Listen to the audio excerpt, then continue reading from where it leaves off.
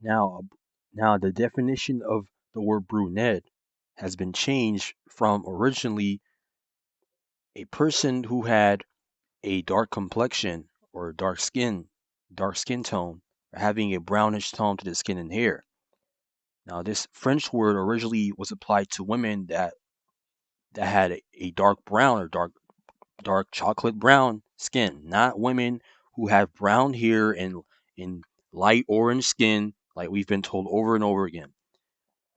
Right? So y- the old French definition meant brown haired and brown complexion or dark complexion.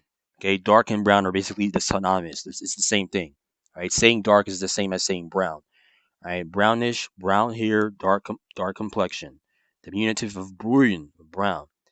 Now, to give an example, I have personal knowledge of someone who has a surname Brunette, right? And they have a brown skin tone, as you would expect, right?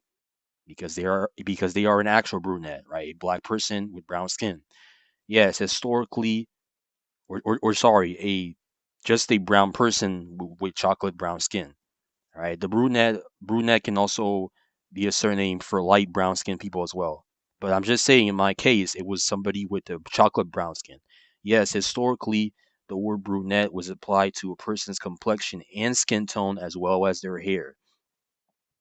Okay, early dictionaries and historical texts use brunette to describe someone with a dark or olive skin tone. Right, so what do olives look like when they're ripe? Right, what olives do people usually eat the most, right? Is it green olives, brown olives, or black olives? I'm just saying, when you order pizza, right, and you order olives on the pizza, what color of the olives do they usually put on the pizza? Is it green, brown, or black? Right? It's usually black olives, right? Exactly. So when we're talking about olive skin, historically, not in the present tense, but in the past tense, we're speaking about individuals that are described as having a dark olive color, like these olives right here. Not these olives because nobody looks like this, right? Nobody has a green olive skin tone. We're talking about people that look like this, right? Brown olives as well as black olives. But again, usually it's black olives that you get on your pizza, right? Not brown olives or green olives. So that word has been manipulated as well to mean something else. Okay.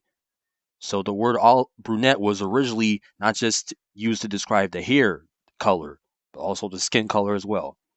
Okay, and it's even the surname as well, right? The surname Brunette is a traditional French and Catalan, traditional French and Canadian actually, and Catalan nickname derived from Brun.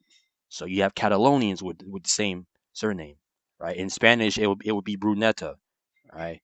Meaning brown, used originally to describe someone with dark hair or a dark complexion. Actually, the equivalent in Spanish would be moreno, moreno, morena. But they want you to think that, oh, somebody who was morena historically, historically, if that person was called moreno, morena, that's just a white person with a tan, right? But again, that just shows you that history has been heavily manipulated. It ranks among the common surnames in France and has a deep history in French-speaking Canada. Isn't it funny how this is one of the most common surnames in France, but all the people that have this surname are the complete opposite of brown? Like all the people that have this surname aren't brown at all, but actually pale, right, or orange. If they have a tan, then they would be orange, but if they don't, then they're just pale, right? But I would say the majority of French people with this name would have to be tan because there's no way a pale person would be called a brunette, right? It just makes no sense. You would have to be a tan white person to be called brunette. That's the only way it works because they're the ones that have the deeper color, right? A deeper orange color than most white people. So of course they will be called brunette, right? But if we're not talking about white people, we're talking about people with brown skin tone, okay, chocolate brown, and dark brown because that's what the word originally meant before the definition was changed, like in the 1700s or whatever, right? 1800s. And again, Ben Franklin told you that the majority of individuals in the past, right, majority of people in Europe and America and Asia and Africa, Australia, right? They would have all had the same or similar complexion as brunette, which is swarthy, right? Swarthy is like saying brunette, but with like a dark olive, right? Swarthy is basically like saying somebody looks like dark olives, right? Somebody looks like a dark olive. That's basically what the word swarthy means. It means someone who looks like someone who has a dark olive skin.